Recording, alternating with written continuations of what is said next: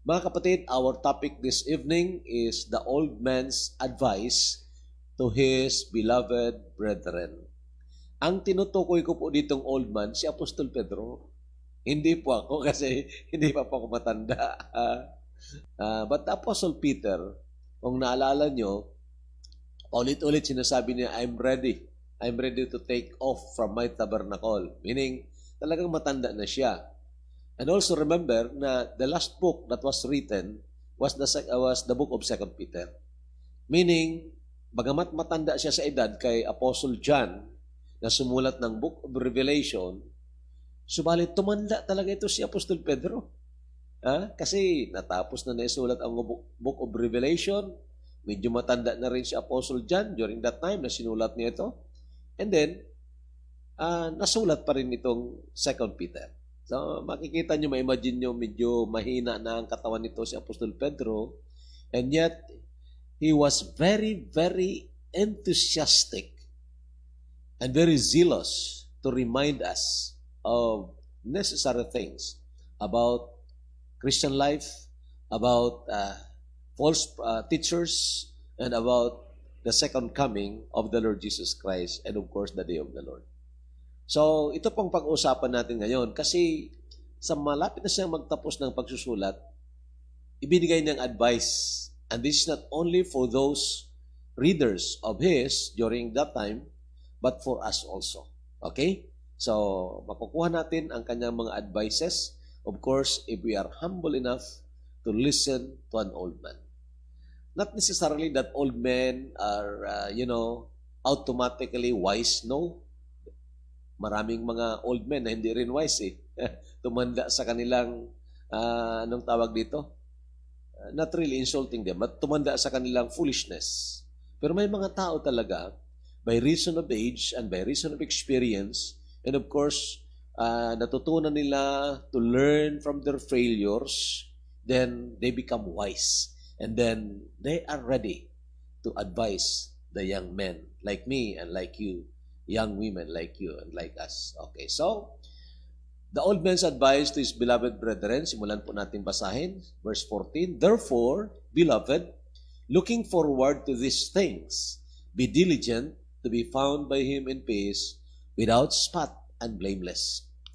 And consider that the long suffering of our Lord is salvation, as also our beloved brother Paul, according to the wisdom given to him, as written you. As also in all his epistles, speaking in them of these things, in which are some things hard to understand, which untaught and unstable people twist to their own destruction, as they do also the rest of the Scriptures. You therefore, beloved, since you know this beforehand, beware, lest you also fall from your own steadfastness, being led away with the error of the wicked. But grow in the grace and knowledge of our Lord and Savior Jesus Christ. To Him be the glory both now and forever. Amen. Madali lang po makita ang mga advices po ni Apostol Pedro dito. Titingnan lang po ninyo mga verbs dito, then makikita natin agad ang kanyang mga advices or admonitions, if you would take that, sa kanyang mga readers. So, the first is be diligent. That is in verse 14, be diligent. Ito po, sabi niya, therefore, beloved. Ang ganda ng salita po yan, mga kapatid. Beloved. Agapetos. That's the Greek word for that, agapetos. From the word agape, divine love.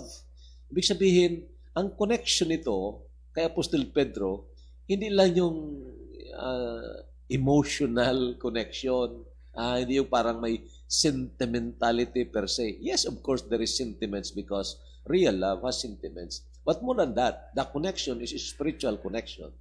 Diba? At kung ikaw ay tunay na mananampalataya, ganun din. Ang tawag sa iyo, agapetos. Okay? My beloved or beloved.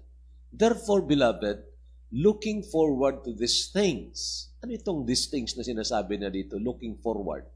Naalala nyo, diniscuss natin kagabi, yung we are looking for new heavens and the new earth. Doon tayo. Hindi tayo doon sa nakakatakot na the day of the Lord, the day of wrath, or the day of judgment. We are for the new heavens and the new earth. So, alam natin sigurado ito. Talagang tiyak natin ito. At sabi ng Apostol Pedro, therefore, beloved, looking forward to these things. And of course, that includes sa mga sinabi pa niya noong nakalipas, be diligent to be found by Him in peace, without spot and blameless. So, anong ibig sabihin ng be diligent, mga kapatid? Be diligent. Maging masipag, of course, sa Tagalog, maging masipag. Maging masipag sa ano? Maging masipag sa ano? First, maging masipag sa pag-work out our assurance of the new heaven and the new earth. Working it out in our daily lives. It's not working for, tandaan po niyong muli, it's not working for, it is working out. Meaning, sigurado na natin na talagang makakasama natin ang Panginoon forever doon sa new heaven and the new earth. Sigurado natin dahil nanampalataya tayo sa Kanya, then work it out. Ibig sabihin, sa ating buhay, dahil tayo ay mga citizens of the new heaven and the new earth, sa ating buhay ay dapat lumalabas yung makalangit na pamumuhay. Ganun po yun ang ibig sabihin ng work out, hindi yung work for. Kasi kung work for, ay magtatrabaho tayo para makapasok tayo doon, hindi naman yun ang sinasabi ng Biblia, di ba? So magpakasipag tayo sa biyaya ng Panginoong Jesucristo upang sa ganon, sa pamagitan ng pagtatrabaho ng Banal na Espiritu sa ating mga puso, sa pamagitan ng salita ng Diyos na nauunawaan ng ating isipan, then maisa pamumuhay natin ang salita ng Diyos na walang halong hypocrisy. Ganun po yun. Yun ang ibig sabihin ng workout. Okay? You already have it. Then, show it. Now, our assurance of salvation, mga kapatid, gives us an earnest enthusiasm to live a life pleasing to Him who save us. Yun po ang normal. Dahil nga nakita natin we are so unworthy, yet the Lord loved us so much. Inibig tayo ng Diyos kahit hindi tayo karapat-dapat. At nakita natin na napakabuti ng Diyos, napakabait ng Diyos, napaka-loving ng Diyos na ito. Hindi lang na nagligtas sa atin, kundi araw-araw sinusubaybayan tayo, araw-araw binibigyan niya tayo ng comfort through His Word sa ating mga kalungkutan o ating mga kapighatian. So because of that, we are growing in love with Him. So ang natural is, you want to please Him. Dahil napakabait niya, gusto mo siyang mabigyan ng kaluwalhatian. Ang ibig sabihin, ayaw mo na maging malungkot ang Diyos dahil sa mga kasalanan. Kundi gusto nating ipamumuhay ang Kanyang mga utos sa atin, sa ganon, ang Diyos naman ay masiyahan. Na parang katulad ng sinabi niya kay Satanas noon patungkol kay Job. Parang may tinatawag amor proprio. Sabi ng Panginoon, nakikita mo ba yung aking servant, si Lot? Wala siyang kaparehas. Perfect, one who stood evil, upright, and just. So parang bagang quote-unquote, parang ipinagmamayabang ng Diyos. Now, of course, alam naman natin na hindi yun exact na word. Kaya lang, natutuwa ang Diyos sa madaling salita kung tayong mga anak niya ay talagang we are working out our salvation through our daily living or in holiness and righteousness by the power of God. Ganun po yun mga kapatid ang ibig sabihin ng be diligent. Hindi po ito na magsusumikap tayo sa sarili nating kakayahan, sa sarili nating determinasyon. Paulit-ulit sinasabi ko na po yan sa inyo na hindi po matutuwa ang Diyos kung magtitiwala tayo sa ating sarili. May sumpa baga. Naalala nyo, Jeremiah 17:5, cursed be the man who trusts in man.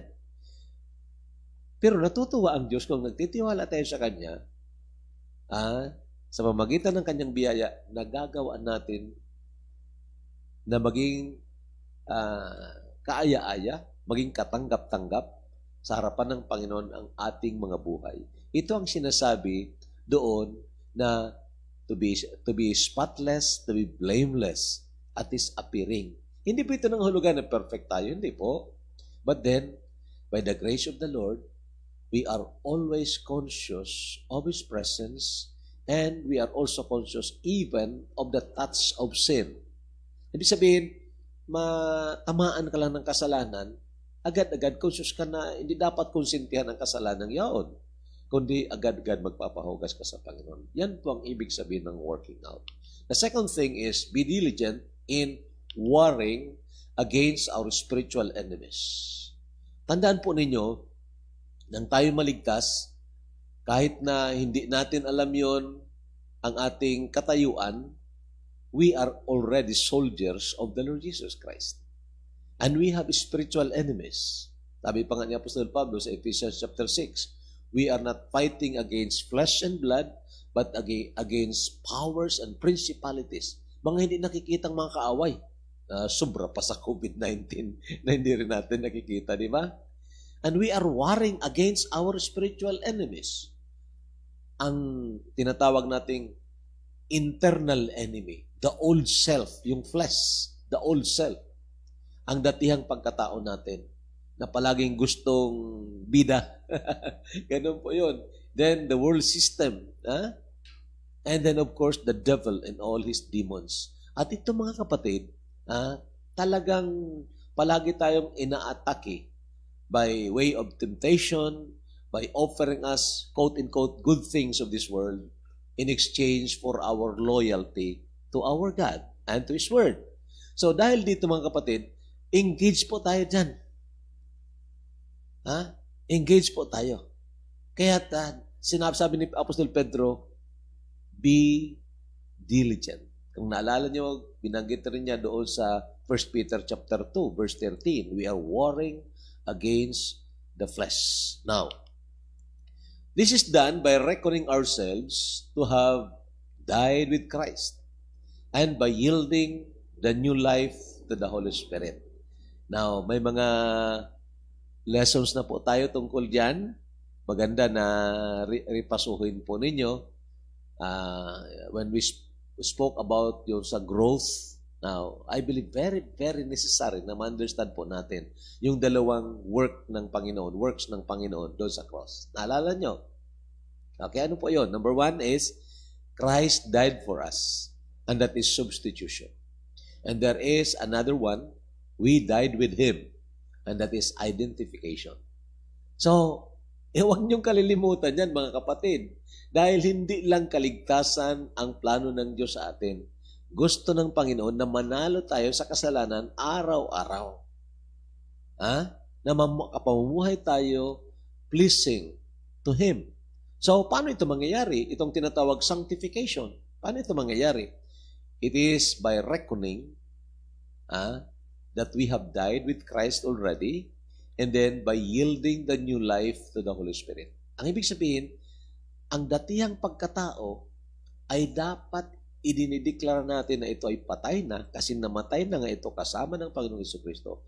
At ang bagong pagkatao ay ipinipresenta natin sa Panginoon bilang instrumento ng Panginoon para sa katwiran. Okay, so basahin natin ang mga paalala sa atin ni Apostol Pablo sa Romans chapter 6. Knowing this, that our old man is crucified with Him.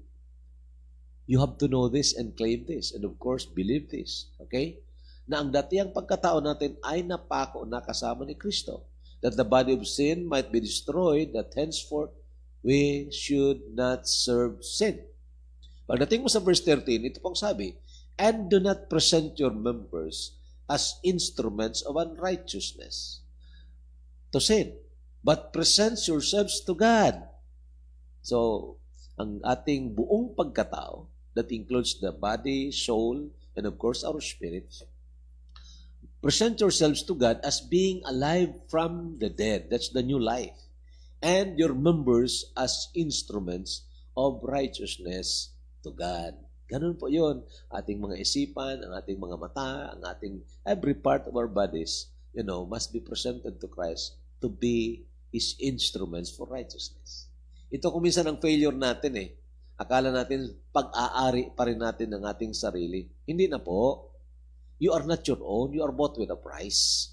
Okay? Yan ang sabi ng salita ng Diyos. Therefore, we yield our lives to the rightful owner. Sino ba talaga ang may-ari ng ating buhay? Doon natin ihandog. Okay? Hindi ng ating sarili. So, pangalawang advice ni Apostol Pedro dito, advice ng matanda sa mga batang mananampalataya, sabi niya, be on guard always. Yun ang ibig sabihin ng take heed, verse 17. You therefore, beloved, since you know this beforehand, beware. Andiyan na naman itong salitang, since you know this beforehand. Ano ba yung sinasabi niya? He was speaking in chapter 2 about false prophets and false teachers. So dahil alam na niyo ito, na talagang darating ang mga taong ito na mandaraya, beware, mag-ingat kayo. Be on guard. Beware lest you also fall from your own steadfastness. Anong ibig sabihin ng steadfastness? Meaning ang pagiging matapat mo sa Panginoon, ang pagiging loyal mo sa Panginoon, then pwede yang hatakin ng Diablo para mawala ang allegiance mo, ang loyalty mo sa Panginoon. At pag ikaw nahulog diyan sa loyalty o sa steadfastness mo, then hindi ka kapakipakinabang sa Diyos. Ibig sabihin, gagamitan ka ng Diablo para masira yung buhay mo at para maging, anong tawag dito? Para maging madilim ang yung testimonya sa harapan ng mga tao, lalo sa mga mahal mo sa buhay. Di ba? If you fall into this kind of false teachers. So, beware, hindi mawawala ang kaligtasan, pero may mawawala sa iyo at maraming mawawala. Lest you also fall from your own steadfastness, being led away with the error of the wicked. So, magbantay. Now, be on guard on what? Be on guard on what? First, be on guard of your heart. Yun, I have a preaching on that already. Be on guard always of your heart. Ang heart na sinasabi, mga kapatid at mga kaibigan, hindi po itong physical heart per se. Rather, ang heart po na sinasabi dito ay yung the seat of personality. Yung the inner person po natin. Okay? Na kung saan nandoon ang talagang pag-i-express natin ng ating emotion, ng ating knowledge, and then of course ng ating desisyon. Okay, so be on guard. Bakit po? Bakit po? Kasi po, isa sa mga strategy ng mga false teachers, yayain ka sa tinatawag covetousness and lust of the flesh. So be on guard. If our hearts are covetous, we will always be deceived by false teachers. Nakakita na po ako ng ganyan, mga kapatid eh. Ang iba pa nga, mga pastors and preachers. At nalungkot po ako. They were offered na ganito, makakasama ka doon sa Amerika. At ito, susuportahan ka. At ganito mangyayari sa iyo. O nga, ang iba nakasama rin. Pero pagdating dito, naku, iba ng doktrina. Ay, mga extremes na. Beware. Ha? Madaya po si Satanas. Kaya nga, sinasabihan tayo ng salita ng Panginoon na talagang mag-ingat po tayo. He comes to us in sheep's clothing. Yung mga emissaries niya, yung mga false teachers niya, they come in sheep's clothing. Parang maamong tupa, parang ang bait-bait, o-offeran ka ng ikabubuti mo. Pero pagkagat mo noon, may uod pala. Ganon. Parang bingwit, mga kapatid, o pain sa bingwit. Pagkagat mo, huli ka. And that's the reason we must be on guard. Be on guard of our hearts. Remember, our hearts should only be on Christ alone. Pag ito ay lumihis dito, naging lover of things tayo, more than lovers of God, dangerous po yun. Dangerous. So, lesson po ito. Advice po ito ng mga matatanda. isama ko na rin siguro ang aking sarili ng kunti lang. Ano why? I've been in the ministry for 36 years as a pastor. And then, of course, I've been a Christian for 41 years. So, doon sa mga experiences na yon, nakita ko na rin po ang danger na ito na dapat bantayan po natin ating puso. Ha? Kung ang ating puso ay talagang mukhang salapi, meron bang ganun? Puso na mukhang salapi. Kumitos. Delikado po tayo. Madali tayong hulihin ng Diablo. Pero kung ang puso natin nakaset po, in love po sa Panginoon, then Satan and all his emissaries, all his false teachers cannot deceive us. Okay? So guard your heart. Be on guard of your heart. And then be on guard of your head. Oba, pati ang ulo natin. Yes, opo. Ingatan po natin. Remember ang mga false teachers, uhulihin tayo pamagitan ng pag-introduce ng mga false teachings. At kung hindi tayo natuto, kaya nga doon sa sinasabi ko sa inyo, dapat inalam po natin ng gusto ang itinuturo ng Biblia. Yung mga fundamental doctrines na itinuturo ng salita ng Diyos, dapat alam po natin yun. Para hindi tayo madayaan ng mga false teachers. Kasi itong mga false teachers, mga kapatid, they would appeal that they are, doctor of, mga doctor of divinity, doctor of philosophy, marami pa, doctor of theology. Pero yung pala, ang galing pala magdoktor ng salita ng Diyos. Dinodoktoran yung salita ng Diyos, sinisinsay. Yun ang nabasa natin kanina eh. They are twisting the scriptures. Scripture twisters. So, mag-ingat po tayo. Ito nga, guard guard your head. Sa madaling salita. Ito po, what you hear and how you hear will influence your thinking and decision making. And kasama na doon ang value system. What you hear and how you hear. Anong napakinggan mo? Paano mo pinakinggan? Okay? It will influence your thinking and decision making. In fact, ito ang warning ng Panginoon. Ito halimbawa, Mark 4:24. Tingnan po ninyo. Then He said to them, take heed what you hear. Take heed what you hear. Kung anong pinapakinggan mo. Diba? Kung pakinggan mo palagi itong mga false teachings, maya-maya, may influence ka nila. May influence ka nila. Sabi baga ng 2 John, binasa ko na yan sa inyo eh, kung may pupunta sa inyong bahay na hindi dala ang doktrina patungkol kay Kristo, tama na doktrina, then huwag nyo siyang entertain. Huwag kayong magpaturo. Sila ang turuan ninyo. Hindi pa nga sila naligtas, tuturuan ka kung paano maligtas. Di ba? Ganun yun. So, be careful, mga kapatid. What you hear. Napapakinggan mo, palagi nga makinig kay Mr. Sino ba ito? Yung Son of God doon sa Davao. Mr. Kibuloy. Oo. Maya-maya, bagang parang mahikayat ka na rin. Parang may gayuma kasi. Di ba? May gayuma. Makinig ka kay Mr. Soriano. Maya-maya, magayuma ka. I'm not saying na talagang hindi mo na pwedeng pakinggan ang mga taong ito. Di ba? By way of comparison lang, siguro pwede.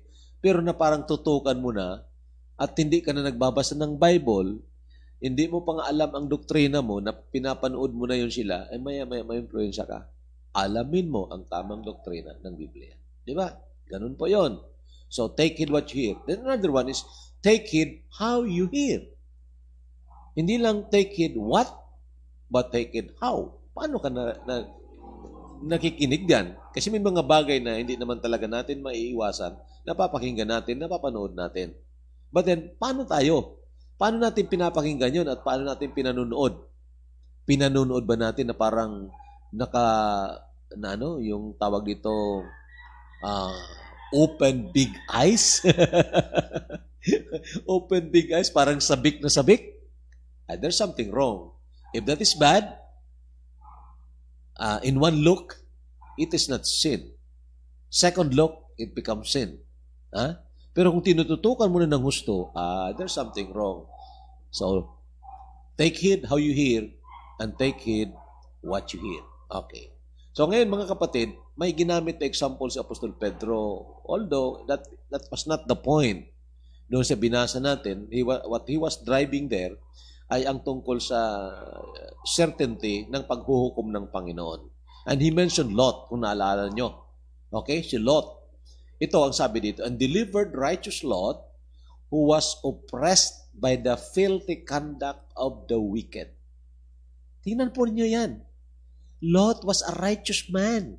Mananampalataya. Pero na-oppress ang kanyang sarili, ang kanyang kaluluwa na torment, sabi dito, by the filthy conduct of the wicked. Yun ang sinasabi ko sa inyo, na ang kasalanan talagang nakakahawa. Sobra pa maghawa kaysa COVID-19. Ang kabanalan, hindi. Di ba? It's personal. Pero yung kasalanan, if you go with people who are living in sin and they become your companions, then surely you will be influenced. Naalaala ninyong sabi ni Dr. Jose Rizal, ang ating national hero, tell me who your companions are and I will tell you who you are. Ganun yun eh. Di ba? Birds of the same feather flock together. Ganun po yun. Kaya nga ang Biblia, sinasabihan tayo, kung naalala ninyo, it is in 1 Corinthians 15:33, sabi doon, beware. Beware. Be not deceived. Okay? Evil companions corrupt good manners. And that's why pinapaiwas tayo. May mga kilala ako noon. Actually, barkada ko dati. Gwapong-gwapo. Dati chick boy. Maya-maya, nagparapakibarkada sa mga alanganing lalaki, alanganing babae. Maya-maya, gano'n na rin siya. Nako, na-influensya. Na-disciple ng homosexual. So, yun po, mag-ingat po tayo. And then sabi po dito, for that righteous man, dwelling among them, tormented his righteous soul. Grabe, na-tormento ang kanyang matuwid na kaluluwa? Ano kaya ang nangyari kay Lot? Ano kaya ang nangyari? Natormento ang kanyang kaluluwa sa paanong paraan? Dahil araw-araw nakikita niya at napapakinggan niya ang mga maling ginagawa ng mga tao doon. In fact, sabi ko sa inyo nung nakalipas, medyo very surprising na si Lot, inoffer na lang niya ang kanyang anak na sila na lang ang halayin ng mga homosexual doon. Instead, yung mga visitors niya na angels. That's very surprising for a father to offer your child. Di ba? Mga kapatid, na-torment nga ang kanyang kaluluwa eh. So, anong punto dito? Ang punto dito, may kapangyarihan ang palaging nakikita natin at palaging pinanunood natin o pinapakinggan natin. Either kung mabuti yon, it will make us good. Kung masama yon, it will torment us. Kaya tayo, sabi ko, appeal ko ulit ito sa mga magulang. Tayong mga magulang, ingatan po natin ang ating mga anak na ma-expose sa mga kamalian, kabastusan, at mga maling aral dyan sa internet. I beg of you. Ganun po yon. I'm not saying na perfect tayo diyan. When my children were still small, wala kami ng television. Actually, wala kami ng television. Many years na wala kami ng television. Ang iba mayroon, pero wala kami ng television. Pero, of course, ngayong lumalaki na ang mga anak ko, biyaya ng Panginoon, they have the way, or they have the way to evaluate things, then it's okay. Ang point ko mga kapatid is, may danger po sa panunood at sa pakikinig. That's why, watch your head. Okay?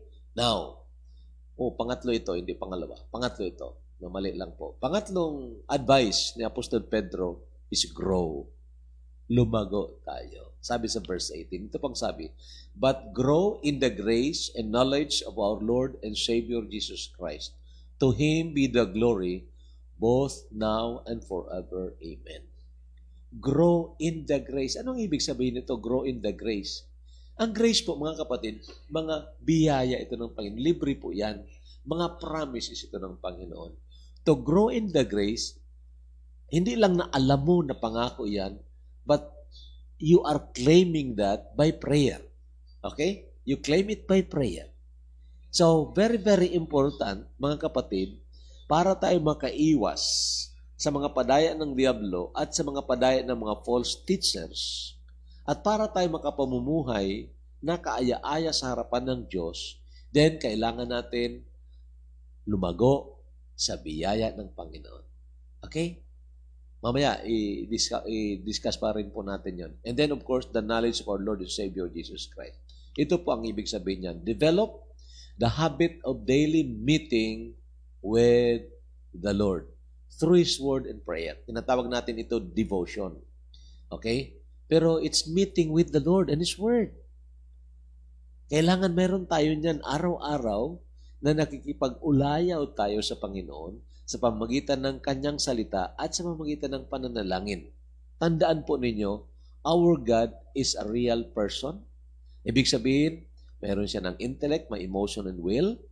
Siyempre, tayo rin person, then there must be that meeting of persons. Okay? Na kung saan ipinupur out natin sa Panginoon ang ating mga petitions, ating mga kahinaan, then humingi tayo ng kalakasan every day, na puspusin tayo ng banal na Espiritu, bigyan tayo ng karunungan kung paano tayo mamumuhay sa araw na yon, na hindi tayo nag-worry of another day. Ha? Kasi sa kinabukasan, mayroon na namang problema doon.